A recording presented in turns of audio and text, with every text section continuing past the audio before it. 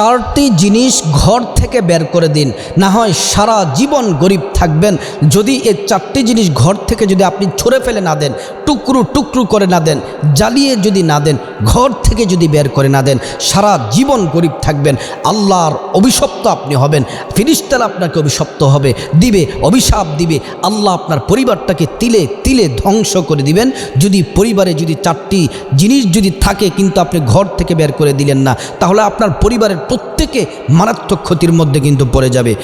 এক নাম্বার হচ্ছে আপনার পরিবারে যদি আপনার ঘরে যদি কোনো প্রাণীর যদি ছবি থাকে, সেটা কুকুরের ছবি হোক, সেটা ছাগলের ছবি হোক, সেটা হরিণের ছবি হোক, ভাগ ভাল্লুকের ছবি হোক, কোনো প্রাণীর ছবি যদি আপনার দেয়ালে যদি টানানো থাকে, আপনার পরিবার তিলে তিলে ধ্বংস হয়ে যাবে। বলবেন যে হুজুর ছবির সাথে ধ্বংসের সম্পর্ক কি?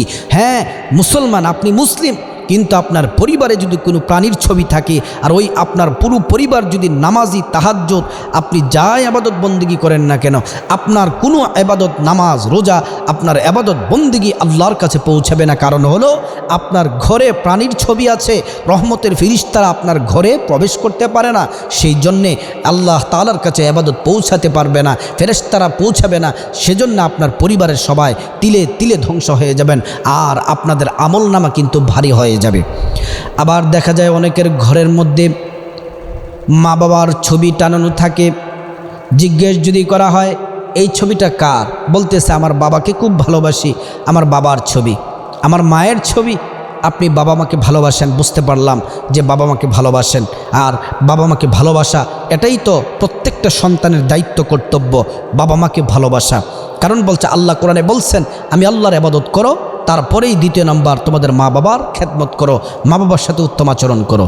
কিন্তু মা বাবার ছবি যে টানাই রাখছেন, মা বাবার ভালোবাসার কারণে, এই ছবি টানানোর কারণে, এই ছবি টানাইয়া ভালোবাসা প্রকাশ করার কারণে আপনার ঘরে রহমতের ফেরেশতারা আসবে না, আর আপনার ঘরে কারুর নামাজ, ইবাদত, কোরআন তেলাওয়াত, জিকির আজকার কোনো ইবাদত কবুল হবে না।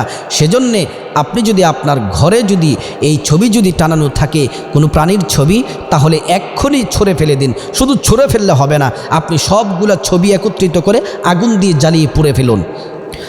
2 নাম্বার হচ্ছে, তার আগে আরেকটি কথা বলা উচিত, আমরা অনেকে কুকুর কিন্তু আমরা পালি। আপনারা অনেকে দেখা যায় মুসলিম, সে কুকুর তার বিছানার মধ্যে কুকুর নিয়ে ঘুমায়, নাউযুবিল্লাহি মিন যালিক। কুকুর হচ্ছে নিকৃষ্ট প্রাণী, কুকুর একটা জঘন্যতম নিকৃষ্ট প্রাণী। এই কুকুর যদি কোথাও যদি মুখ দেয় তাহলে 7 বার ধৌত করতে হয়। এই নিকৃষ্ট প্রাণীর সাথে আপনি ডলাডলি করেন, আপনি কোলে নিয়ে ঘুমিয়ে থাকেন, আপনাকে চাটে, ছি ছি, নাউযুবিল্লাহি মিন যালিক। এটা আধুনিকতা না, এটা হচ্ছে গজব। যারা এই কাজ করে তারা নিকৃষ্ট। কুকুর যেমন নিকৃষ্ট, এই যারা কুকুরের সাথে জিব্বা দিয়া গালের মধ্যে এই জিব্বা চাটে, শরীরের মধ্যে জিব্বা চাটে, এটাকে ফ্যাশন না, এটা হচ্ছে নিকৃষ্ট কাজ। কুকুর যেমন নিকৃষ্ট, এই মানুষটা যেই কুকুরটাকে লালন পালন করে এমন চাটাচাটি করে, এটাও নিকৃষ্ট। এটা মানুষ হতে পারে না। কোরআন আল্লাহ বলছেন শুধু সব মানুষ মানুষ না, কিছু মানুষকে আল্লাহ চতুষ্পদ জন্তুর চেয়ে আরও নিকৃষ্ট বলেছেন। 2 নাম্বার হচ্ছে প্রস্রাব জমা করে রাখবেন না। আপনার সন্তান যদি, ছোট্ট বাবু যদি প্রস্রাব করে, অনেকে দেখা যায় যে প্রস্রাবের আপনার প্লাস্টিকের অনেক থাকে, এখানে বাচ্চারা প্রস্রাব করে, অনেক সময় প্রস্রাব জমা করে রাখে না। ঘরের মধ্যে প্রস্রাব জমা করে রাখবেন না, সেটা ছোট বাচ্চার হোক আর মুরব্বীদের হোক, সাথে সাথে পরিষ্কার করে নেবেন।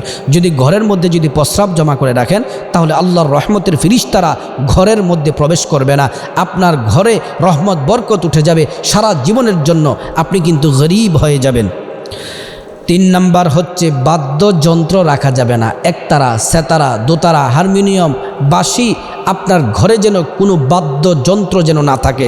আপনার ছেলের যদি গিটার থাকে, হারমোনিয়াম থাকে, ঢোল থাকে, তবলা থাকে, এগুলাকে ভেঙ্গে টুকরো টুকরো করে দিন।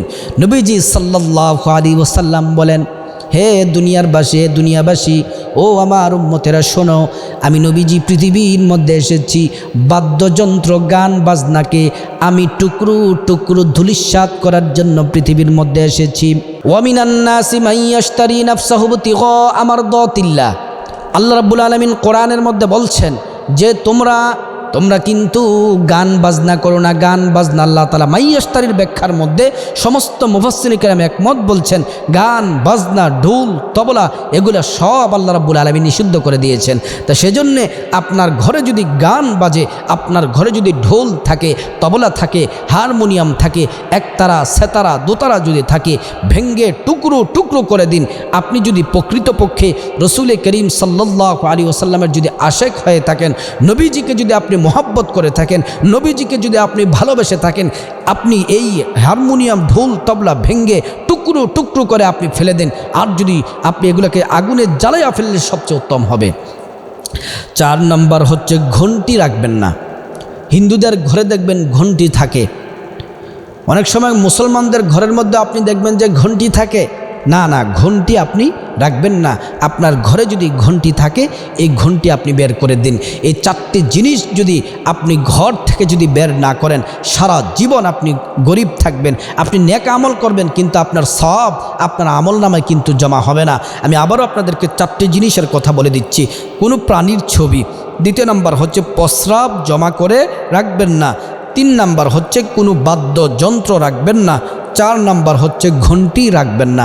এই 4টি জিনিস যদি কোনো মুসলমানদের ঘরে যদি থেকে থাকে, আল্লাহর রাস্তে অনুরোধ করি, আপনাদের হাত পায়ে ধরে বলি, এগুলাকে ফেলে দিন। না হয় আপনার কোনো ইবাদত বন্দেগী কবুল হবে না। আল্লাহ পাক রব্বুল আলামিন এই সমস্ত কাজকর্ম থেকে আমাদেরকে আল্লাহ তাআলা হেফাজত করুক এবং ইসলামের সঠিক বিধান যেন আমরা সঠিকভাবে পালন করতে পারি। আল্লাহ পাক রব্বুল আলামিন তৌফিক দান